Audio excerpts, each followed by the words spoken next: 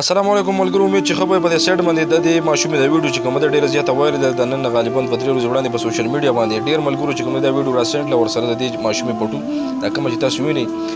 نو د دې ټول حقیقت سره شیر کوم چې څه وجه د ډېر ملګرو چې څه چل شوی دی نو ویډیو سره پوره ګورئ، ملګرو سره شیر کړئ او یو ډېر اهم میسج هم پکې دی. څنګه چې تاسو ته پته ده ملګرو د دې ماشومې د ویډیو چې کله وایرل شوه نو ډېر ملګرو په دې باندې ریاکشن شروع کړو او ډېر ملګرو د خوښوالي د لاسه چې کوم دی دا وایرل شو. نو دا جینۍ د خیبر ایجنسۍ د تیرا سره چې کوم دی تعلق ساتي او د تیرا یو بله خبره ډېره مشهور ده چې یاره د تیرا د بنګ لوګي را باندې لوبې وکړي. نو بهرحال دا هغه ځای ډېر تکړه ډېر خواږه پښتانه دي او پښتون چې هر ځای کې وي نو تل دی الله پاک آباد لري. تاسو ټول وایئ چې امین. نو راځو د دې ویډیو طرف ته چې یاره دا جینۍ کبیر افریدي به تاسو پیژنئ چې یاره کوم مختلف قسم علاقې د ټوریزم په شکل باندې چې کوم دی ملګرو د ښیي په ډېر ښه انداز کې چې یاره مثال په تور دا چترال دی وغیره هغه تللی و دغه ځای ته او دا ماشومه چې ته په لار به را روانه وه نو د دې خوبي دا ده ډېر ملګري چې کوم دی دا لګیا وي یاره دې سره ماشاءالله وایي نو بالکل دې سره به چې کوم دی ماشاءالله وایو. لاولنۍ خوبي ملګرو دا ده چې یاره دې له الله پاک ماشاءالله ماشاءالله ماشاءالله درې ځله ځکه ټولو ملګرو د خواسته چې یاره څوک هم د چا د څه ښایست څه صفت کوي نو د هغې سره ماشاءالله ویل دا ډېره غوره خبره ده. ماشاءالله دې له الله پاک ډېر ښایسته سترګې ورکړي دي تاسو به وینئ په ډېر ماشوموالي کې.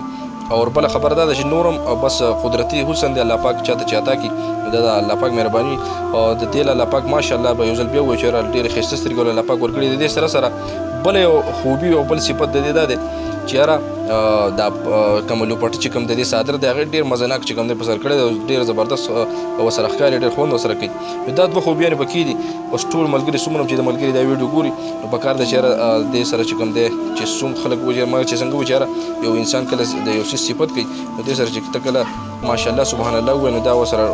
ډېره غوره خبره وي. او بله خبره دا ده چې تاسو به کتلي ملګرو چې یاره په مختلف قسمه بازارونو کې چې کله یو سرتوره جینۍ روانه یا خاص کر داسې خلک پکې وي چې یاره هغې دا صادري دا نه پسري نو د هغې مثال د هغه غوښې چې کله تاسو که خیال کړی قصابیان به هم کتلي وي قصابیان څوک د حکومه نه بهرحال هغه غوښه چې کله د څاروي کولا وي نو که څه لوپټه څه پې پرته وي نو مچان په لوپټه له پاسې وي یعنې هغه غوښه ترې بچ وي. نو د دغې مثال هم د دغې بعضې زنانو د بعضې خلکو داسې چې کله کله په پرده کې وي نو ډېر زبردست ښکاري او بل دا چې د چا نظر دا پې نه راځي. نو ملګرو دا د دغې جنۍ حقیقت و چې یاره په دې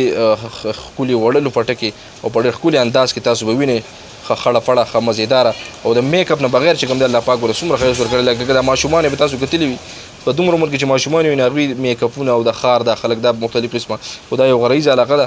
تاسو به پته خیبر ایجنسي بیا تیرا چې کوم دی غریز علاقه ده او ډېر زبردست او ما چې څنګه وایي نران پښتانه پکې کوم دی پاتې کېږي. نو ټولو ملګرو د خواسته چې ویډیو سره مخکې شیر کړئ او دا دغه کبیر افریدي چې کوم دی د ویډیو کلیپس راچوت کړی او خلکو ډېر زیات خوښ کړی نو ټولو ملګرو له به یو ځل خواست بیا وکړو چې یاره ماشاءالله سبحان الله چې پکې کوم دی د دې ماشومې لپاره یو ځل ضرور وایي چې یاره الله پاک چېرته نظر نه کړي. نو ملګرو ویډیو سره مخکې شیر کړئ.